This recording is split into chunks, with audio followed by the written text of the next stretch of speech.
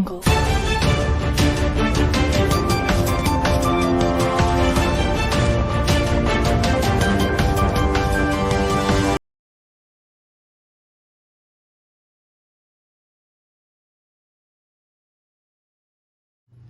night, everyone. I'm Janaya Arbina from ENG 220 News, reporting on how the death penalty does not deter crime within the country.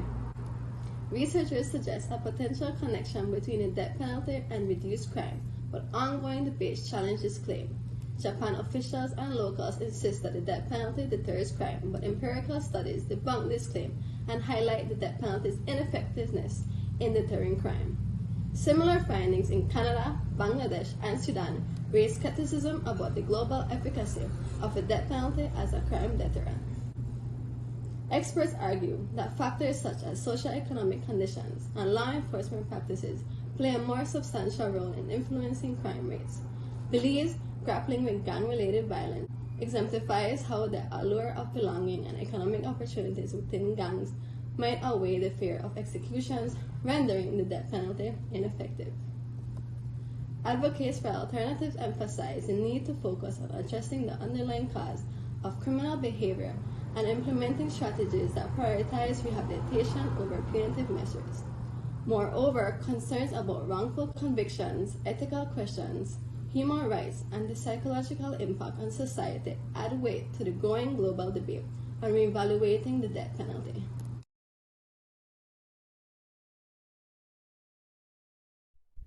Good night, everyone. I'm Michael Morris from ENG 220 News, reporting on the influence of race and socioeconomic status on the likelihood of imposing the death penalty. And we got a fascinating story on deck tonight.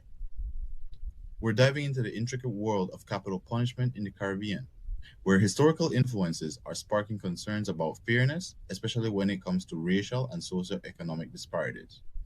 The Caribbean, a melting pot of cultures with rich history, is right in the thick of a global conversation on the death penalty. People are asking tough questions about how it's being applied, and if there's a growing worry about potential biases based on race and economic status. You see, past colonial influences have left their mark on legal systems in the region, and that's got folks raising eyebrows on about how fairly the death penalty is being handed out.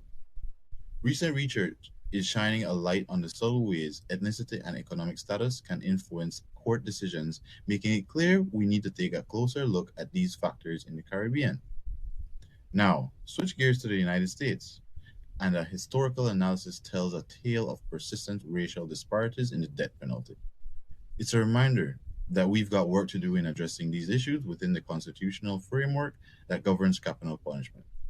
But hold on, there's more. Recent studies of rulings by the Judicial Council of the Privy Council in the Commonwealth Caribbean suggest a changes in the air, influenced by legal rules, individual perspectives, and political philosophy. It seems the landscape is shifting. In a nutshell, the Caribbean is wrestling with some deep-seated inequalities in capital punishment, shaped by race and economics.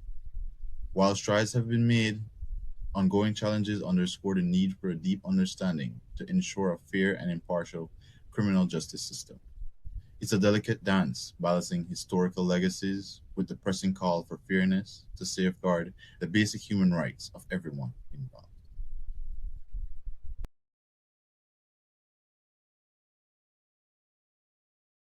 Good night, everyone. I'm Christy Francisco from ENG 220 News, reporting on how the argument for and against the death penalty evolved globally. The global evolution of arguments for and against the death penalty reflects changing perspective influenced by several key factors, first of which is gender divisions. This key factor has played a significant role with studies showcasing men's greater support for capital punishment compared to women. Men often base their stance on factual analysis, whereas women lean towards empathy and emotional consciousness, leading to more lenient perspectives. Secondly, educational level.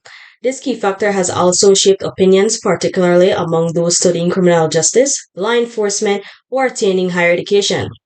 Such individuals tend to oppose the death penalty, emphasizing factors like cost, emotional toll, and the need for proportional punishment, reflecting a more informed and nuanced understanding.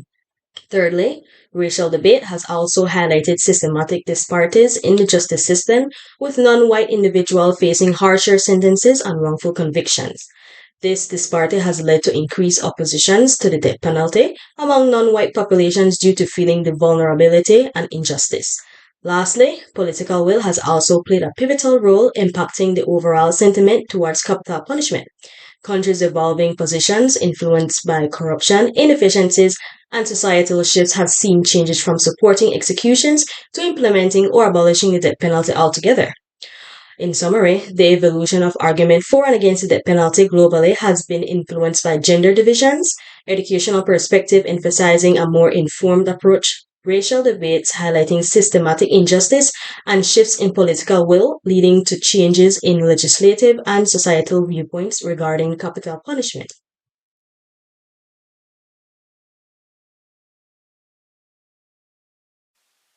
For ENG 220 News, I am Stardy Vivas.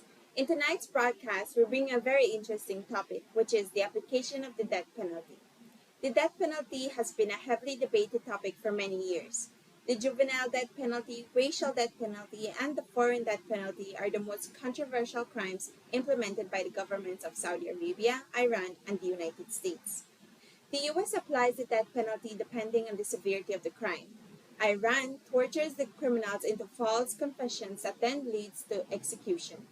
In a criminal case on the 2nd of January of 2016, Saudi Arabia carried out a mass execution of 47 men convicted on terrorism-related charges, and there are reports that at least one of the 4 Shia executed was under the age of 18 at the time of the offense. This shows that Saudi Arabian authorities will execute if no one is watching. These countries are not thinking humanely. Human rights are the essence of human existence, so any criminal imprisonment of a convicted criminal must always be oriented to the protection of human rights. Back to you, Janea. Stay tuned for our group roundtable discussion on the death penalty coming up next.